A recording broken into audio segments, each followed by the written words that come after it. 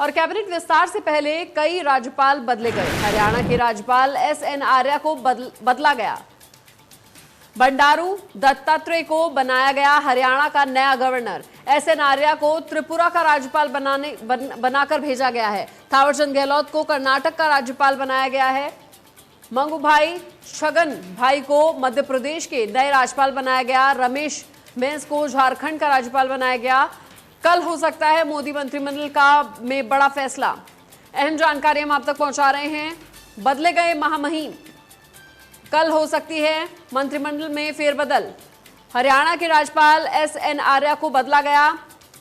बंडारू दत्तात्रेय को बनाया गया हरियाणा का गवर्नर। एसएन आर्या को त्रिपुरा का राज्यपाल बनाकर भेजा गया। थावरचंद गहलोत को कर्नाटक का राज्यपाल बनाया गया। अहम जानकारी, कल हो सकता है मंत्रिमंडल में फेरबदल। कैबिनेट विस्तार से पहले राज्यपाल बदले गए। हरियाणा के राज्यपाल एसएन आर्य को बदला गया। बंडारू दत्तात्रेय को बनाया गया हरियाणा का गवर्नर। एसएन आर्य को त्रिपुरा का राज्यपाल बनाकर भेजा गया।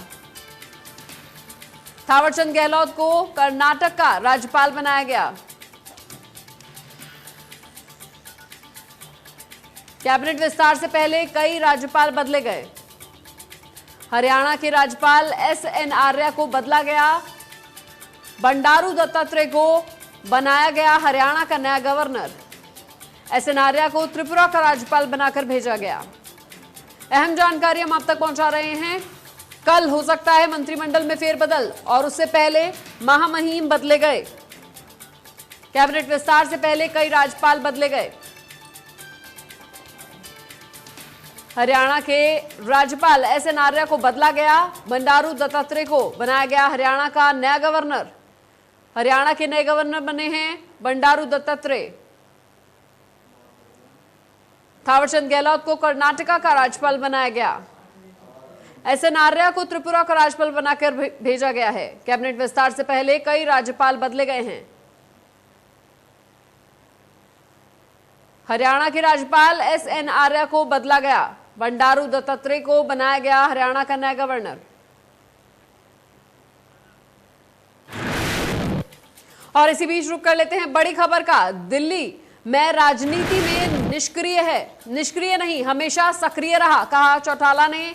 रिहाई से राजनीति पर असर पड़ने पर बोले ओपी चौटाला, यह सिर्फ हरियाणा तक सीमित नहीं रहेगा। ओपी चौटाला ने कहा, साथ ही कहा समूचे राष्ट्र के लोग मौजूदा कुशासन से दुखी हैं। किसान संघर्ष से 36 बिरादरी के लोग सरकार के खिलाफ हैं।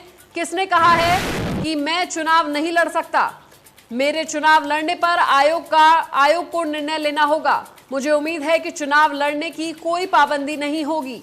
मैं लड़ने की बजाय चुनाव लड़ने में ज्यादा यकीन करता हूं। देवीलाल की विरासत केवल परिवार नहीं बल्कि पूरे भारत में है। किसान आंदोलन पर जेजेपी के स्टैंड पर बोले ओपी चौटाला। कौन कहा खड़ा है यह तो वक्त बताएगा, लेकिन मौजूदा वक्त में सभी वर्ग सरकार के कुशासन से परेशान है, ये बात कही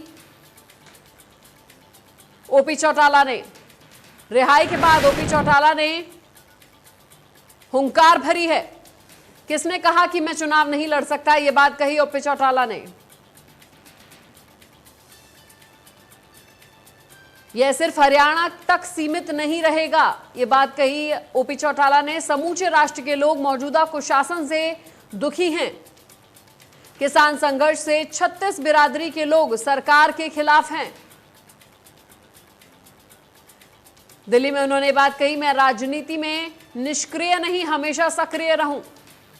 रिहाई से राजनीति पर असर पड़ेगा, ऐसा नहीं है। यह सिर्फ हरियाणा तक सीमित नहीं है। समूचे राष्ट्र के लोग मौजूदा कुशासन से दुखी हैं, यह बात कही ओपी चौटाला ने। उन्होंने कहा किसान संघर्ष से 36 बिरादरी के लोग सरकार के खिलाफ हैं।